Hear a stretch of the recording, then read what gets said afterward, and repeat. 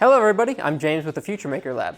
Our mission is to improve awareness of technical careers and have fun while doing it. One way we do this is with our how-to series, which brings us to this project. Today I will be showing you how to purify water. Now our city of Wichita recently experienced an incident that left our water contaminated with bacteria. So if something like this happens to you or in your city, this video will help you out. We'll be going over 3 different methods to purify water. So let's get started. For our first method, it's going to be bringing the water to a rolling boil. This method is specifically for bacteria. Bacteria are microorganisms in the water, and the heat should kill off these organisms. All right, so you want to take your water, place it on a heating surface.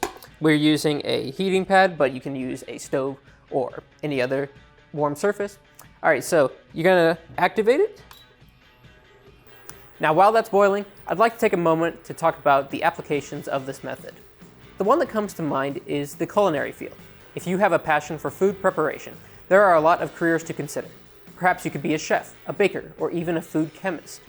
Whatever aspect of food preparation you're interested in, there will be unique challenges you must be creative to overcome. For example, if your city's water gets contaminated like ours did, you would need to be able to get around that. There are a ton of dishes that require water, so they had to boil their water to keep the restaurants operating.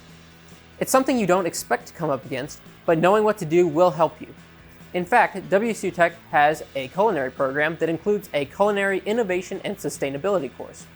That kind of course will get the creative juices flowing and just get you kind of in the right mindset for these processes.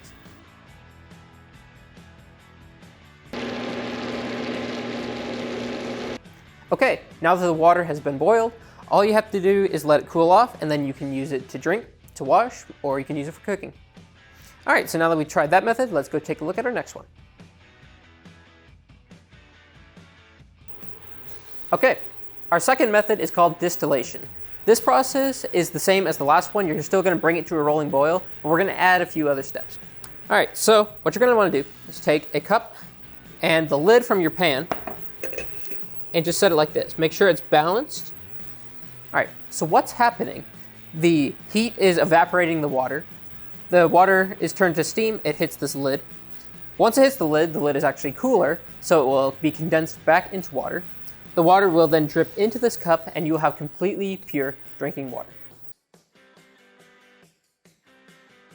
Okay, the reason you'd use this method over just the rolling boil will kill any bacteria or anything in your water, but this, since it's actually evaporating the water out, it will get rid of any other contaminants. So like any dirt, sand, or skin particles, anything like that, that will not be evaporated. So this is going to be 100% pure water, completely safe to drink.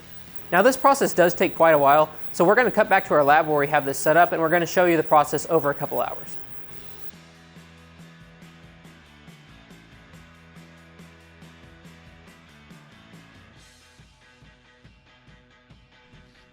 Okay, it's been a couple hours. We got a drinkable amount. You can see, swirl it around a bit. See? Bottoms up. Refreshing. This technical process is a small window into the untold side of the culinary field. All right, so chemistry is actually a big part of cooking. There are dozens of chemical reactions going on when you cook. Many you wouldn't even think about. The field of gastronomy is all about chemical reactions in food. WSU Tech offers a gastronomy course for those who are interested. Okay, now there is a third method we want to show you, but we can't do it here. So now let's go on location. Okay, we found some dirty water. Some really dirty water. We're here at the Keeper of the Plains in Wichita. If you've ever been to this river, you know it's not the cleanest. That's where our third method of water purification comes in. This is going to be filtration. This is going to be our filtration system. This is a LifeStraw. We're going to collect some of the water with this. Don't mind our aquatic friends here.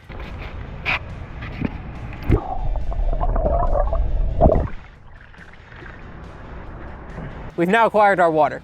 Now, as you can see, it's a little discolored, meaning there are some contaminants in it. That's where our filtration system comes in. All right, so the way this straw works, I'm going to remove the cap from both ends. I'm going to set it in the water upright, leave it there for about 10 seconds. 12 seconds later. Once you have it standing up here for a bit, you're going to take 5 quick sips of the water.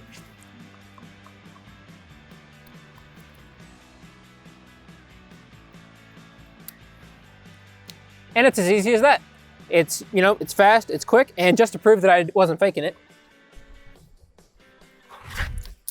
See? Perfectly clear.